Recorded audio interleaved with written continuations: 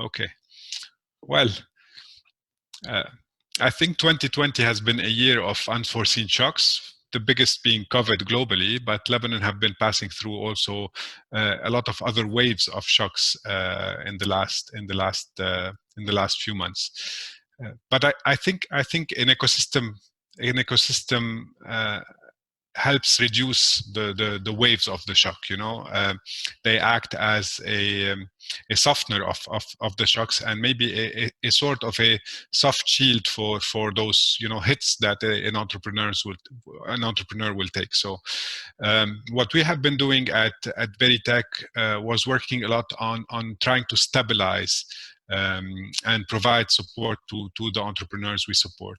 We've done many things. One of them was, working a lot on crisis management, on anything that could help the entrepreneur and his team to stabilize, looking at diversifying their business model, looking at relooking at their financials and their expenses to see how they can, reduce their expenditures and plan ahead. We've worked also with them on, capacity building for their team members. We've looked at the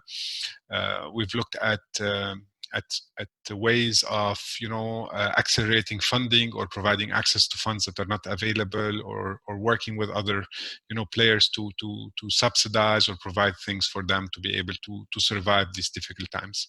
It's not an easy ride to go through these kind of shocks. It really creates a sort of uncertainty for entrepreneurs that are already living uncertainties with their ventures.